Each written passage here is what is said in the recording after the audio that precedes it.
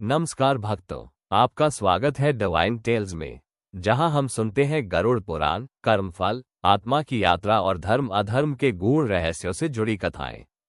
पिछली कथा में हमने जाना कि मृत्यु अचानक नहीं आती। आत्मा को मृत्यु से पहले सूक्ष्म संकेत मिलने लगते हैं। गरुड़ पुराण कहता है, ये संकेत देह के नहीं, आत्मा के जागरण के होते हैं। आज की कथा पापियों की नहीं है।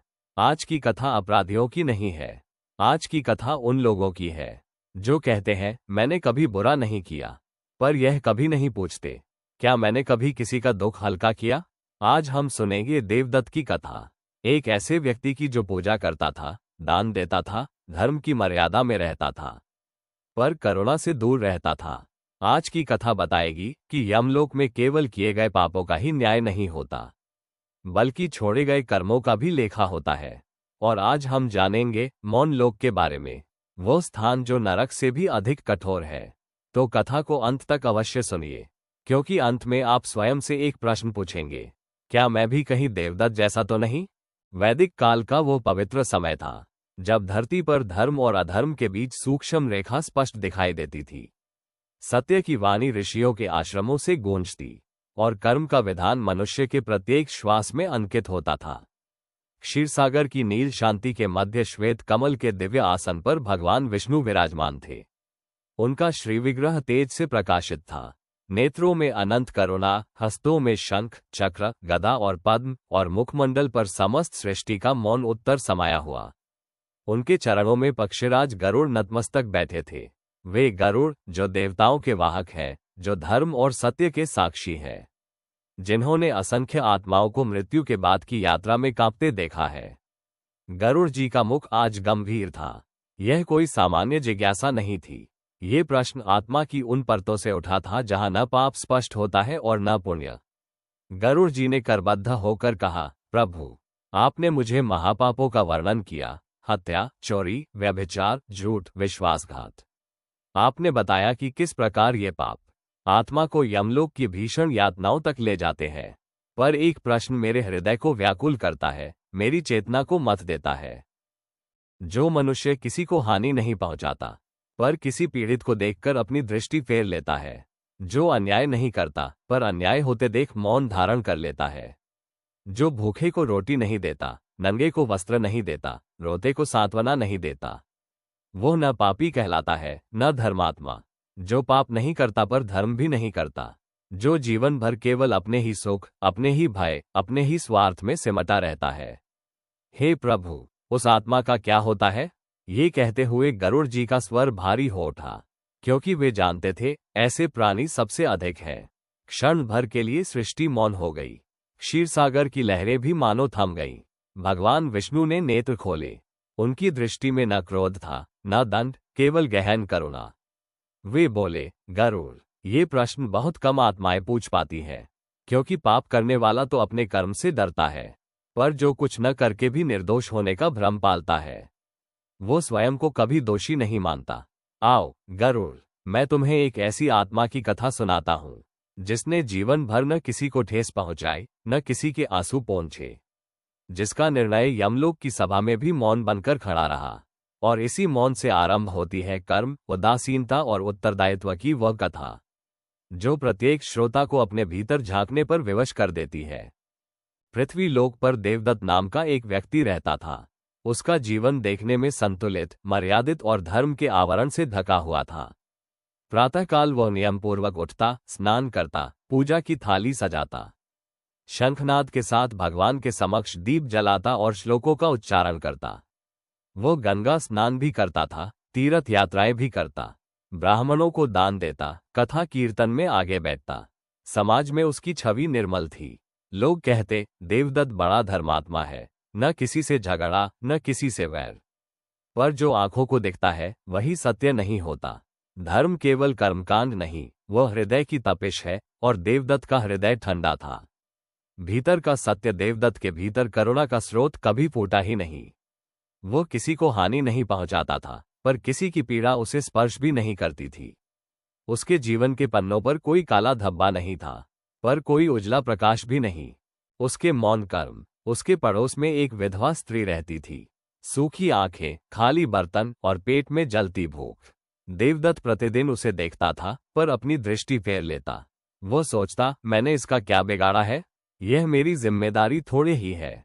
एक वृद्ध मजदूर रोज उसके द्वार पर आता, कमजोर शरीर, कांपते हाथ और थकी हुई सांसें।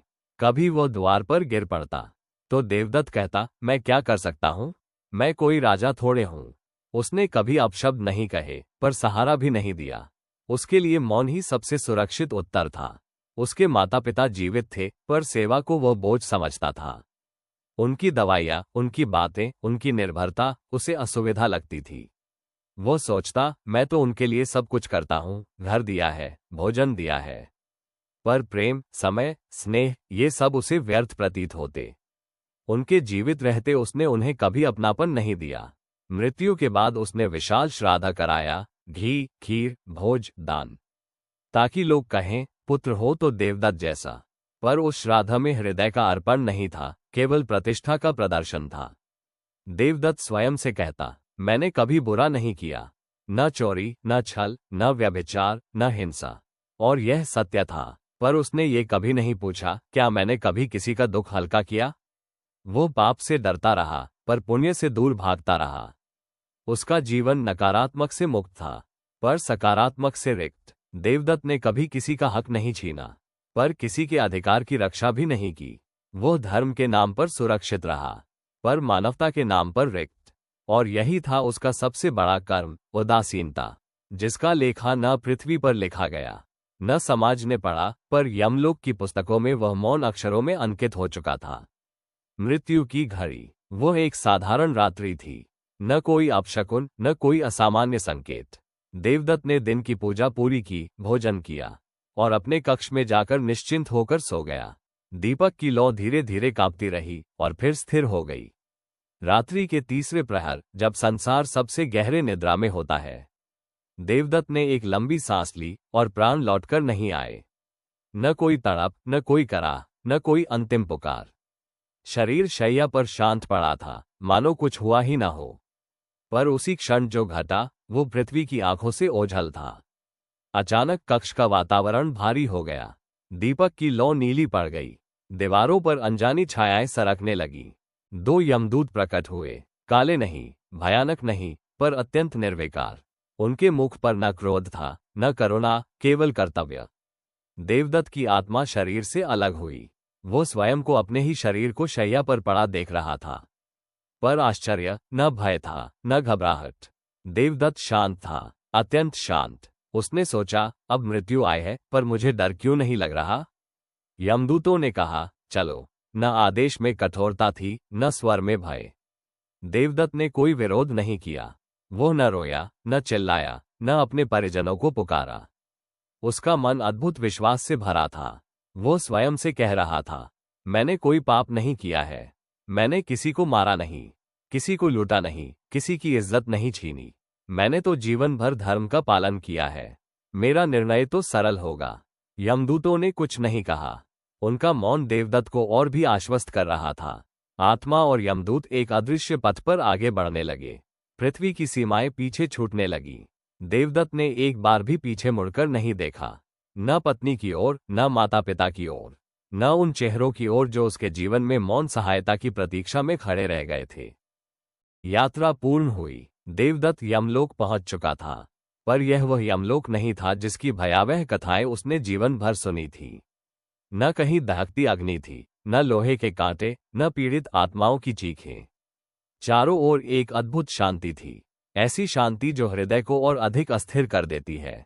एक विशाल सभागृह था, न स्वर्ण का वैभव, न अंधकार का आतंक, केवल संतुलन। मध्य में धर्मराज यम विराजमान थे, गंभीर, स्थिर, नेत्रों में निष्पक्षता। उनके मुख पर न क्रोध था, न करुणा, केवल न्याय। उनके समीप लेखाओं का भार उठाए चित्रगुप्त बैठे थे। उनके हाथ में जीवन ग्रंथ था, जिसमें प्रत्येक श्वास, प्रत्येक विचार और प्रत्येक मौन अंकित था। देवदत्त नतमस्तक हुआ, उसका हृदय आश्वस्त था। चित्रगुप्त ने ग्रंथ के पृष्ठ पलटे। मौन फैल गया। फिर चित्रगुप्त बोले, देवदत्त, तुम्हारे कर्मों की सूची में कोई महापाप नहीं है। ये सुनते ही देवदत्त के चेहरे पर मुस्कान खिल उठी। वो मुस्कान उस विश्वास की थी जो स्वयं को निर्दोष मान लेता है। उसने सोचा, मैंने तो कहा ही था। पर चित्रगुप्त रुके नहीं। उन्होंने आगे कहा, न हत्या, न चोरी, न छल, न व्यभिचार, न हिंसा। तुमने जीवन भर कानून और धर्म की सीमाओं का उल्लंघन नहीं किया। देवदत्त का सीना और चौड़ा हो गया। उसने आंखें झुका ली, मानो निर्णय अब केवल औपचारिकता हो। पर तभी धर्मराज यम ने धीमे स्वर में कहा, चित्रगुप्त, क्या सूची पूर्ण है? चित्रगुप्त ने ग्रंथ का एक और पृष्ठ खोला। ये पृष्ठ अद्भुत था, इस पर शब्द कम थे, रिक्त स्थान अधिक। उन्होंने कहा, प्रभु, अब मैं उस सूची को पढ़ रहा हूं जो प्रायः आत्माएं भूल जाती है। देवदत्त ने सिर उठाया। मुस्कान अब भी उसके चेहरे पर थी, पर उसमें एक हल्का सा कंपन था। चित्रगुप्त बोले, ये वे कर्म है जो तुम कर सकते थे, पर नहीं किए। सभागृह और अधिक शांत हो गया, ऐसी शांति जिसमें आत्मा स्वयं को स्पष्ट सुन सकती है। धर्मराज यम ने देवदत्त की ओर देखा और पूछा, देवदत्त, क्या तुम जानते हो कि धर्म केवल बुरा न करना नहीं, उचित समय पर अच्छा करना भी है? देवदत्त की मुस्कान धीरे धीरे जमने लगी। अब उसे पहली बार अनुभव हुआ कि यह न्याय सामान्य नहीं है। यह विचित्र है, क्योंकि यहाँ चिल्लाने वाले पाप नहीं, मौन पाप बोले जाने वाले थे। और अगले ही क्षण चित्रगुप्त का स्वर फिर गूंजा। पृथ्वी पर एक विधवा थी जो भूखी थी, तुमने देखा, पर मुड़ गए। एक वृद्ध मजदूर तुम्हारे द्वार पर गिरा, तुमने उसे दृष्टि से तो छुआ, हाथ से नहीं। माता पिता तुम्हारे पास थे, तुमने उन्हें छाया दी, पर स्नेह नहीं। देवदत्त अब मौन था। जिस मौन को उसने जीवन भर निर्दोष समझा, वही मौन अब उसके विरुद्ध साक्ष्य बन चुका था। और धर्मराज यम ने अंतिम प्रश्न रखा, देवदत्त, यदि सब लोग तुम्हारी तरह केवल बुरा न करें, पर अच्छा भी न करें, तो क्या ये सृष्टि जीवित रह पाएगी? देवदत्त के होंठ कांपे, पर उत्तर न निकला। यमलोक की सभा में निर्णय से पहले जो सबसे भारी होता है, वो दंड नहीं, आत्मा की स्वीकृति होती है। और वह क्षण आ चुका था। चित्रगुप्त ने अपने करकमलों से एक अदृश्य संकेत किया। सभागृह के मध्य एक विशाल दर्पण प्रकट हुआ। न धातु का, न कांच का, वो दर्पण आत्मा का था। उसमें चेहरा नहीं, कर्मों की प्रतिछाया दिखाई देती थी। धर्मराज यम मौन थे, क्योंकि यहाँ दंड नहीं, दर्शन दिया जाता है। दर्पण में पहला दृश्य, एक छोटा बच्चा धूल में बैठा रो रहा था, आंखों में भय, पेट में भूख। देवदत्त उसी पथ से गुजरता है। वह रुकता है, क्षण भर, फिर आगे बढ़ जाता है। दर्पण में बच्चे का रोना और तेज हो जाता है, पर देवदत्त की पीठ दिखती रहती है। देवदत्त का हृदय धड़क उठा। मैंने तो उसे मारा नहीं था, वो बुदबुदाया। दूसरा दृश्य, एक भूखी स्त्री हाथ जोड़कर खड़ी है, सूखी देह, थके हुए नेत्र। वो कुछ नहीं मांगती, बस देखती है। देवदत्त उसकी दृष्टि से बचता हुआ नजरें फेर लेता है। दर्पण में उस स्त्री के हाथ धीरे धीरे नीचे गिर जाते हैं। चित्रगुप्त बोले, तुमने उसे अपमानित नहीं किया, पर अस्वीकार किया। तीसरा दृश्य, माता पिता एक अंधेरे कक्ष में पड़े हैं, कमजोरी और अकेलापन। वे पुकारते नहीं, क्योंकि उन्हें पुत्र से अपेक्षा नहीं रही। देवदत्त बाहर खड़ा कहता है, आज समय नहीं है। दर्पण में समय बीतता है, और वो अवसर फिर कभी लौटकर नहीं आता। देवदत्त की सांसें तेज हो गईं। उसका स्वर कांपने लगा, पर मैंने तो कोई पाप नहीं किया। वह चिल्ला उठा। चित्रगुप्त बोले, देवदत्त, पाप केवल वह नहीं जो हाथों से किया जाए। पाप वह भी है जो हृदय ने करने से मना कर दिया। यदि तुम्हारी जगह कोई और होता, तो क्या वह भी यूं ही मुड़ जाता? देवदत्त कांप उठा। उसने पहली बार समझा कि उसका सबसे बड़ा कर्म उसकी उदासीनता थी। वह दर्पण धीरे धीरे अदृश्य हो गया। अब यमलोक की सभा में निर्णय से पहले एक ही वस्तु शेष थी, आत्मा का स्वीकार। और वही सबसे कठिन था। धर्मराज यम ने कहा, देवदत्त, जो कर सकता था और नहीं किया, वही सबसे भारी पाप है। फिर आदेश हुआ, इस आत्मा को न नरक में डाला जाए न स्वर्ग में। देवदत्त को मौन लोक ले जाया गया। यहाँ न अग्नि थी, न शस्त्र, न यातना, पर था अनंत शून्यता। देवदत्त वहां पहुंचा। चारों ओर न कोई आवाज, न कोई आत्मा, न कोई सहारा। वो पुकारना चाहता था, पर पुकार उसके भीतर ही मौन हो गई। यहाँ संवाद नहीं था, क्योंकि संवाद दो हृदयों से जन्म लेता है। और सहारा नहीं था, क्योंकि सहारा उन्हें मिलता है जो जीवन में किसी का सहारा बने हो। यहाँ कोई शारीरिक पीड़ा नहीं थी, पर हर क्षण एक खालीपन आत्मा को घेरता रहता था। ये पीड़ा से भी अधिक कठोर था। तभी देवदत्त समझ गया, जिस मौन को उसने जीवन में चुना था, वही मौन अब उसका दंड बन गया था। मौन लोक ईश्वर का क्रोध नहीं, कर्म का प्रतिबिंब था। और ये दंड नहीं, संशोधन था। जिस क्षण आत्मा के भीतर करुणा जागेगी, मौन लोक अपने द्वार खोल देगा। गरुड़ जी कांप उठे, प्रभु, ये दंड अग्नि से भी कठोर है। भगवान विष्णु बोले, गरुड़, धर्म केवल पूजा नहीं, धर्म करुणा है। जिसने सामर्थ्य होते हुए सहायता नहीं की, वो स्वयं सहायता के योग्य नहीं रहता। जब तुम्हारे पास शब्द थे और तुमने सांत्वना नहीं दी, तो वह मौन अपराध बनेगा। इसलिए गरुड़, पृथ्वी लोक में मनुष्यों से कहना, पूजा करो पर पहले करुणा, व्रत रखो पर पहले संवेदना, दान दो पर पहले अपनापन। क्योंकि जो आत्मा दूसरों के दुख में सहभागी नहीं होती, वह मोक्ष की अधिकारी नहीं बनती। और अंत में भगवान विष्णु ने वह वाक्य कहा, जो इस कथा का परम सत्य था। धर्म वह नहीं जो तुम मंदिर में करते हो, धर्म वह है जो तुम पीड़ित के सामने करते हो। गरुड़ जी ने करबद्ध होकर नमन किया। और यह कथा केवल देवदत्त की नहीं रही, ये प्रत्येक उस मनुष्य की कथा बन गई, जो सोचता है, मैंने कभी बुरा नहीं किया, पर यह नहीं पूछता, क्या मैंने कभी किसी का दुख हल्का किया। यदि इस कथा ने आपके हृदय को एक क्षण के लिए भी आत्ममंथन पर विवश किया हो, तो कृपया इस वीडियो को लाइक करें। यदि आप गरुड़ पुराण की ऐसी ही गूढ़ कथाएं, कर्म फल के सत्य और आत्मा को जागृत करने वाले उपदेश सुनना चाहते हैं, तो चैनल को सब्सक्राइब करें। और हाँ, इस कथा को उन लोगों तक अवश्य पहुंचाएं, जो सोचते हैं, मैंने कभी बुरा नहीं किया। क्योंकि कभी कभी एक कथा किसी आत्मा को मौन पाप से जगा देती है। बेल आइकॉन दबाएं ताकि धर्म और करुणा की हर चेतावनी आप तक पहुंचती रहे। धन्यवाद।